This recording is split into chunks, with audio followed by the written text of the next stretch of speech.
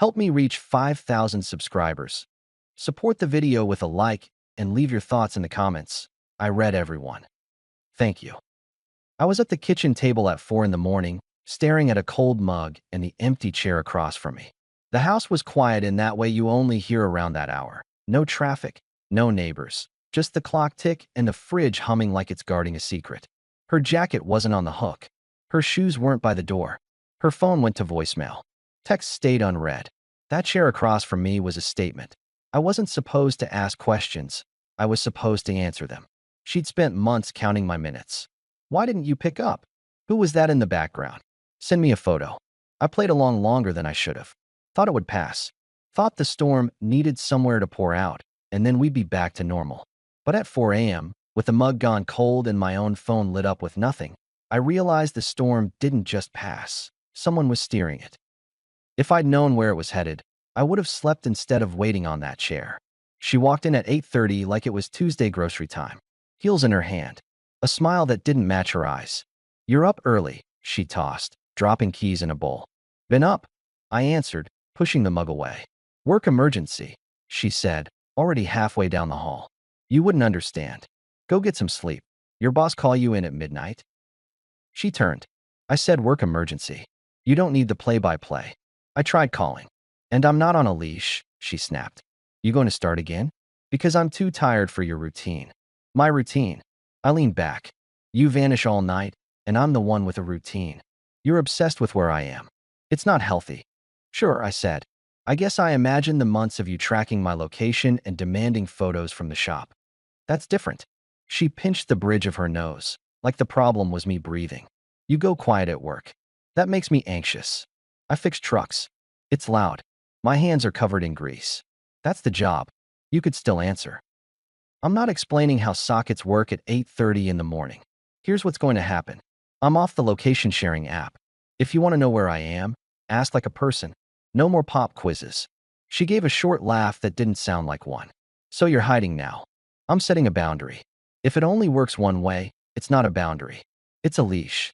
Fine, she said, shrugging like the conversation bored her. Do whatever. She started to walk off, then turned at the hallway. Oh, and don't make plans for Friday. We have my office happy hour. You're coming. You told me last week it was not for spouses. That changed. Like your schedule, I added. She ignored that. Wear something decent. That black button down. I'll consider it, I said. No, she replied over her shoulder. I wasn't asking. My phone buzzed on the table. A text preview from a number I didn't recognize. Board dinner moved to 7 p.m. See you there. The name below, it was her boss's first name. I slid the screen dark. She didn't look back. The chair across from me was still empty. By lunch I was at my bay, rolling a creeper under a pickup while Trent, my tech, sorted parts on a cart.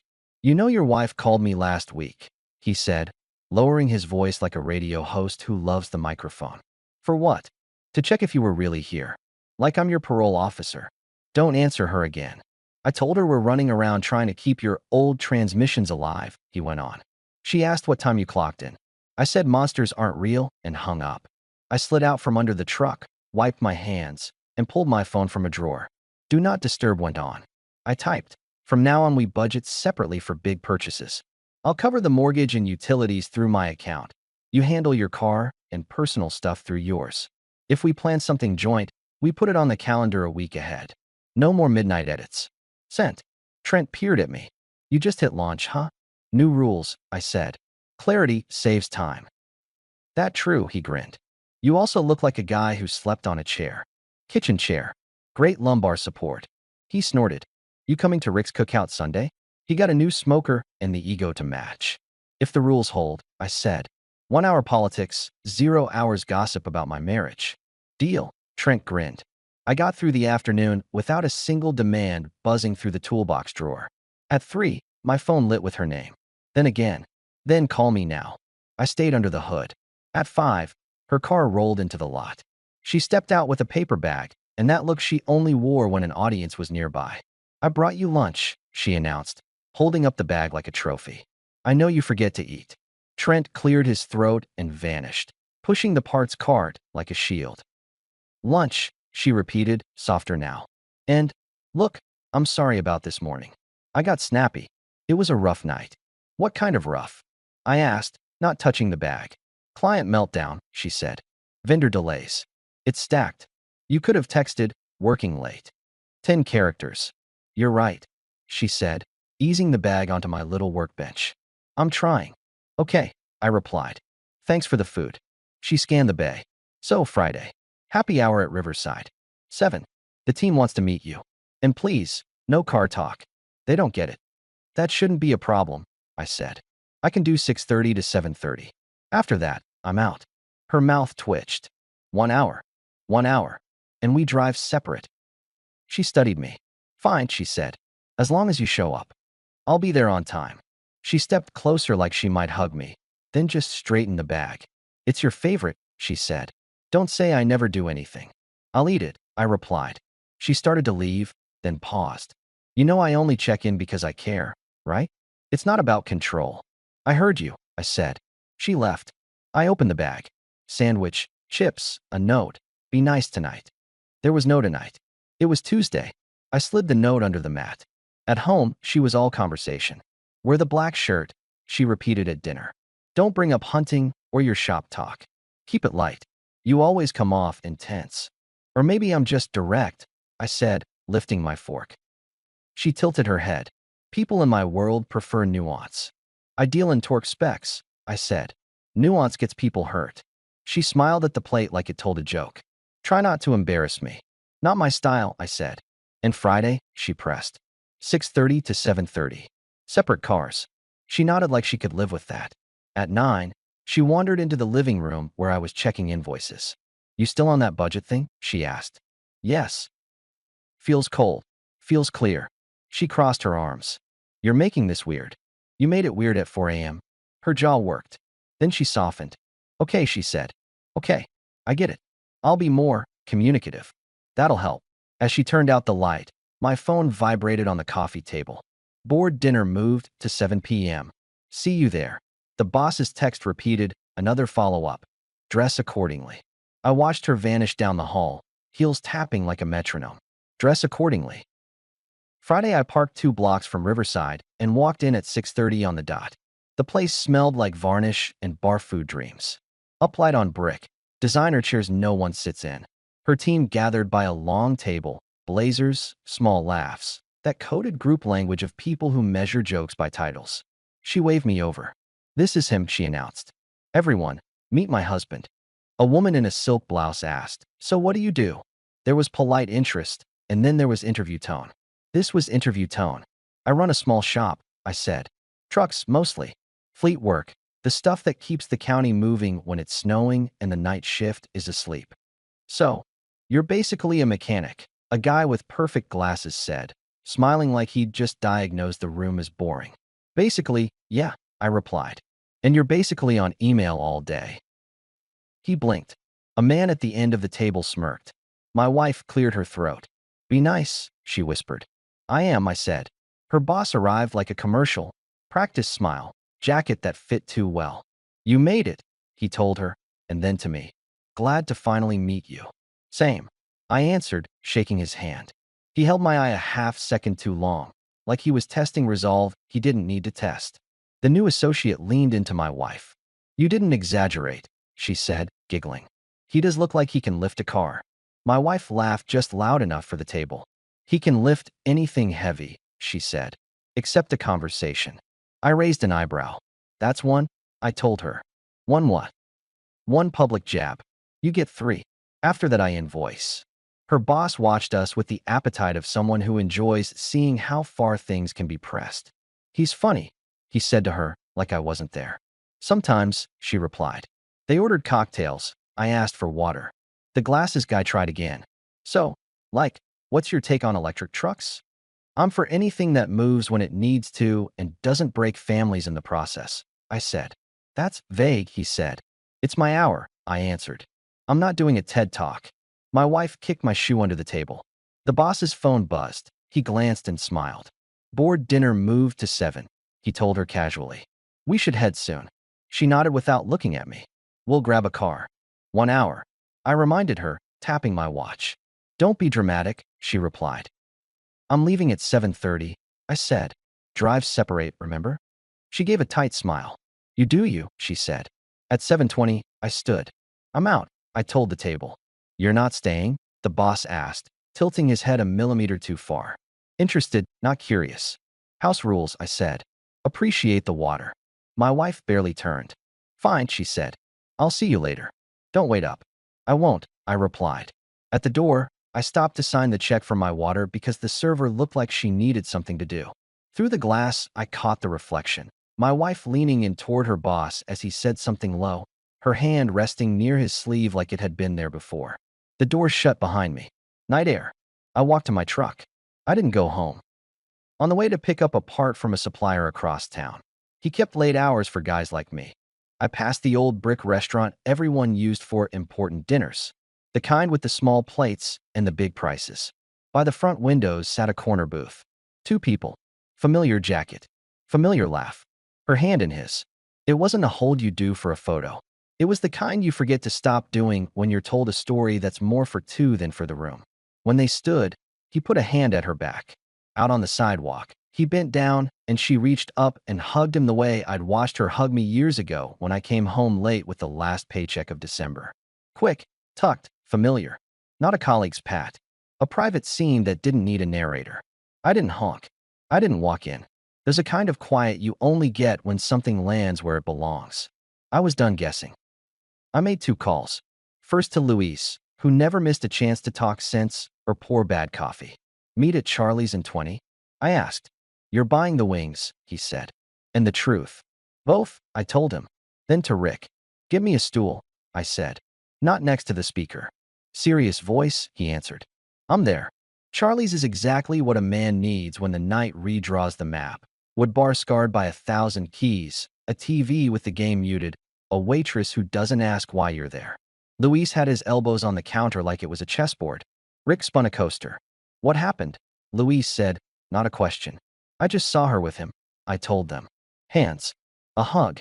The whole comfortable set. Rick whistled low. You sure you want to talk here? I want to talk exactly here, I told him. No drama, no audience that knows us. Just facts. Luis nodded slowly. Okay, he said. Give it to me in bullet points. Control for months. I started. Midnight quizzes. Pop-ins at the shop. Tonight a dinner moved to 7. Her boss texting like a spouse. I stopped by another place, and there they are. No guesswork. What do you want? Rick asked. I want to be done with the house rules that only apply to me, I said. I want out with my head up. I'll sleep fine. You'll be fine, Luis said. But you look like a man who needs to clear the room first. How's the plan? Tonight I go home late, I answered. If she asks where I've been, I tell her. If she denies, I don't argue. I pack what's mine. Tomorrow I file. That's it. I'll help with boxes, Rick offered. Appreciate it, I said. Luis sipped his coffee like it contained all the answers he'd ever need. You're calm, he observed. I'm not in the business of shouting, I told him. I'm in the business of torque. Then torque your life, he said. New angle. New bolts. We stayed until the staff started stacking chairs. We talked about the shop, Trent's terrible music, Rick's doomed smoker experiment. The world kept moving like it always does when one thing ends and another starts. On my way out, I bumped into Maya, a friend of the bartender's, someone I'd seen a handful of times on slow afternoons when my oil changes lined up and I needed a sandwich. Maya had an easy steadiness, nothing dramatic about her, a nurse who'd seen more nights than most. You look like you're counting the tiles, she said, nodding at the floor. Counting hours, I answered. How many left? 1, I said. Then a conversation. Want company until then? She asked. I'm off. I can pretend I like the same music as you. What music is that? Anything with guitars, she grinned. And no auto-tune. That works, I said. We sat at a side table as the staff wiped down the bar. We talked about boring things that matter. Her early shifts, my stubborn customers, small-town politics you can't escape even in a city. She didn't ask for details I wasn't offering. She didn't try to fix anything. She just made the hour not useless. At 4, I said, I'm going to head out. You okay? She asked, standing. Better than I was. If you need a neutral voice tomorrow, I make decent pancakes, she said. You can rate them like a truck inspection. I'll keep that in mind, I told her. On the walk to my truck, the first hint of morning was graying the sky. Quiet streets. A city that pretended nothing had happened. I drove home. The porch light was on. She was in the doorway, arms crossed like a gate. "Where were you so long?" She went for the throat. I set my keys in the bowl, looking for a normal, faithful wife. Her eyes flashed like I'd tripped an alarm. "Excuse me." "You heard me." "What's that supposed to mean?" She came in close. "You vanish for hours and throw that at me?" "You spent last night with your boss?" I said, calm. "Riverside, then Harlow's. I saw enough." "You followed me." She laughed, sharp. "You stalked me? That's what this is. You're sick." I left the happy hour at 7:30. Drove by Harlow's for a part. "You were at the front window." "Hands. Hug. Not subtle." "You are unbelievable." She paced, grabbing the back of a chair and then letting it go like it shocked her. "You never trusted me." "You spent a year proving I shouldn't," I said. "Location checks for me, ghost mode for you. Little jabs in public. Tonight was the receipt." "You're paranoid," she shot back. "You always were.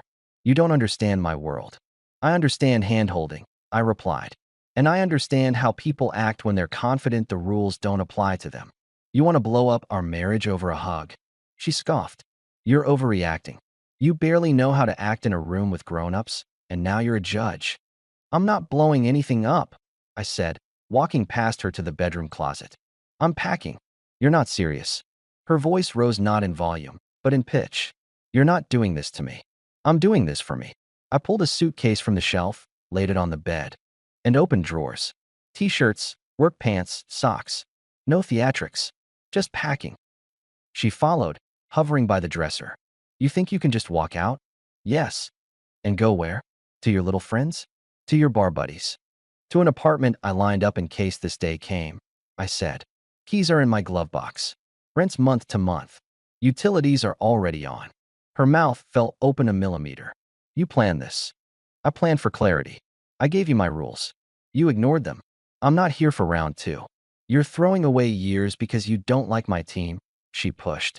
"I'm leaving because you like your boss too much," I countered. "We both know what I saw." She tried another angle. "Let's talk like adults. Let's sit." "I'll explain." "I'm not sitting." I zipped the suitcase half shut. "Tomorrow I'll file papers. I don't want to see you again ever after that." You can't just threaten me with that." "It's not a threat. It's an action item." I grabbed a second duffel, went for tools and documents. Title copies, birth certificate, the stuff no one remembers until it's gone. "Stop it," she said, sharper now. "I'm serious. You're being dramatic." "I haven't raised my voice once," I said. "That's the opposite of dramatic." She stepped in front of me. "Okay." She exhaled, soft switch. "Okay. Look, I'm sorry," I snapped. "I've been under pressure. The company's a mess. He's not a thing. He's a mentor. We hug because we celebrate wins. I should have told you I was at dinner. That was wrong." "Noted," I said. "Please," she pressed, taking my hand like we were in a commercial for forgiveness. "Let's try. I'll delete the tracking app. I'll check in. I'll come home earlier. We can see someone and set rules." "You love rules." "I already set mine," I said, sliding my hand free. "I'm not staying." She blinked. "You're not even going to try?" "I tried when I made the boundary." "You treated it like a suggestion." She stood very still. Then her face rearranged into a different smile. "Too sweet. Too fast. You know what? You're right. You're right. I've been hard on you. I'm going to make it up. I'll call out today. I'll cook your favorite dinner tonight. We'll have a weekend away. My treat. No phones. Just us." "That's the second apology this week," I said, shouldering the duffel. "The first came with a sandwich. This one comes with an itinerary. Both come after you got caught breaking the rules." "You are not being fair," she said.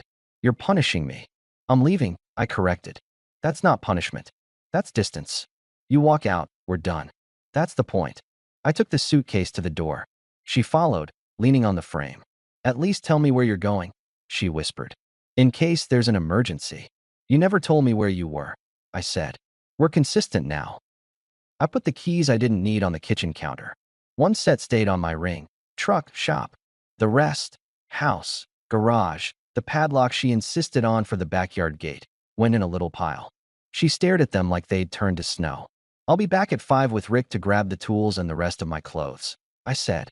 "Please don't be here when we do." You're not bringing people into our house. I am, I said. Witnesses make things simple. Witnesses, she repeated, the word tasting bad in her mouth. Because I'm the villain in your little story. Because I like clean exits. My phone buzzed. Rick, you good? Luis, call if you want muscle. I texted both. 5. I stepped outside. She didn't slam the door. She kept it open like houses do when they're about to change owners. At the shop, I loaded a few personal tools and the lockbox with papers into the truck. Trent poked his head in. You look like a man checking off a list, he observed. That's today's job, I said. You need anything? I need you to handle the county fleet pickup at 2, I replied, and not let my toolbox walk off without me. You got it, he said. Then, softer. You okay? I'm moving out. He whistled. That's a line. It's also a door, I said. You sure? Surer than I've been about most things. He nodded. Then I'm on your side. At 5, Rick pulled up with a couple of boxes, and that look you get when you hope for boring and expect chaos. Donna, our neighbor, stood on her porch trimming plants, the way neighbors do when they're pretending not to look. She looked. Inside, the living room was staged like nothing had happened. Candle on the table. Throw on the couch. The kind of neatness you do when you want to control the narrative. She stood by the kitchen island, phone on the counter, face arranged into cool.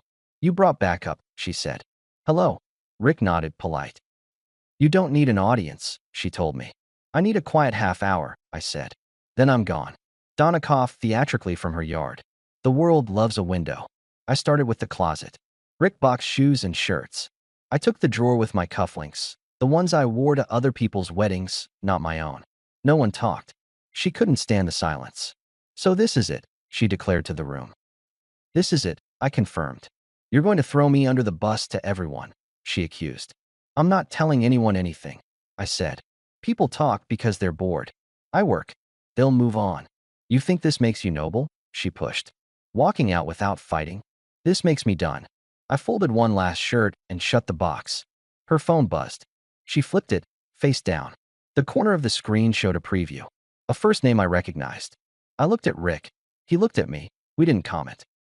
I loaded the last box. The house felt different. Not mournful, just unfamiliar. Keys on the counter, trash out on the curb, the little tasks that add up to an ending. She followed us to the door. You can still change your mind, she said. No, I answered. You're making a mistake. With who? I asked. With the woman who treats me like a teenager or with the guy who knows what he saw? Her mouth moved to form another argument and then didn't. I pulled the door shut. Donna pretended to check her mailbox as we carried boxes to the truck. You need anything? She asked. Eyes on me, not her. I'm all set, I told her. Good, she said. About time someone set boundaries on this street. Rick grinned at that, then sobered. Where to? Storage for half, I said. Apartment for the rest. Then I'm getting dinner somewhere that doesn't ask me for proof of life. Copy that. We drove. At a red light, my phone pinged with a link from Trent. FYI, our county adopted a policy today. Supervisors can't date direct reports. Zero tolerance. HR posted a memo. He added a line. Not saying anything. Just, the world has rules. I didn't reply. Some things enforce themselves. The next morning, I was at the county clerk's office 5 minutes before they opened, paperwork in hand. No drama. No speech. I signed what I needed to sign and walked out lighter than I walked in. I shot her a text. I filed. We can split what we agreed. I'll have my attorney send you the proposal. No response. This time silence wasn't a control trick. It was just silence. The following week, I moved into the apartment. Bare walls, good light, a couch you don't sink into on purpose. Simple is underrated. I worked. I slept. I ate what I wanted when I wanted and answered to no one about where the background noise came from when I picked up the phone. 2 weeks later, Luis dragged me to a local fundraiser because he said I needed to remember humans exist outside transmissions. Maya was there, hair pulled back, wearing the look of someone who chose comfort over theater. How were the pancakes? She asked. I didn't test them yet, I answered. But I'm ready for the inspection. We started with coffee, then dinner that ran past when the place wanted to close, then weekends that didn't need planning approvals. She didn't interrogate. She asked once and listened. That was a first. Just so we're clear, I told her early on, I'm not here to be managed. She smiled. You look like a man who manages himself. That's the goal. Work took off in the way work does when the noise dies down. I picked up a contract with a construction company that actually paid on time. I upgraded the truck, not because I needed to show anyone anything, but because I like engines that do what they're told. I started sleeping through the night. Every now and then, I'd hear things. A neighbor mentioned that my ex was let go from her company after a situation came to light. HR loves memos more than I ever learned to love small talk. Another friend said she'd moved out of our house and into a smaller place across town. I didn't double check. That's not my job anymore. One afternoon, I ran into Donna outside a hardware store. She peered over her glasses. "You look good," she observed. "Peaceful," I said. "She's not," Donna added, fishing for gossip but pretending not to fish. "I hope she figures out her rules," I replied. "They're expensive when you don't have them." Maya and I found a rhythm. Sunday mornings were pancakes and grocery lists, and me fixing her wobbly table because I can't sit at a wobbly table. Friday nights were quiet unless she had a late shift. Friends came by and stayed because the air in my place didn't carry alarms. Months later, I drove past Harlow's on my way to a city job. Crane parked on the street, everything loud. The corner booth was empty. The windows didn't remember me. I didn't remember them either, not really. What I remember is this: the kitchen at 4 a.m., the empty chair, the cold mug, and the choice I made when I finally believed my own eyes. When people ask, I don't perform the story. I give them the bullet points. We had rules that only applied to me, I say. So I made new ones. Then I left. Maya knows the longer version. She heard it once in pieces, between bites of pancakes, and then we put it away. You don't live well by retelling old nights. Sometimes we drive past my old street. I don't look. I've already seen everything I need to see. My life now is simple by design. A shop that hums, friends who show up, a woman who asks and believes the answer, a house where the chair across from me is always filled when it should be. And if anyone wonders what I told my ex when she demanded to know where I'd been, I keep it short, the way good rules are. I was looking for a normal, faithful wife, I say. Then I go back to living like a man who knows when a door is a door and how to close it.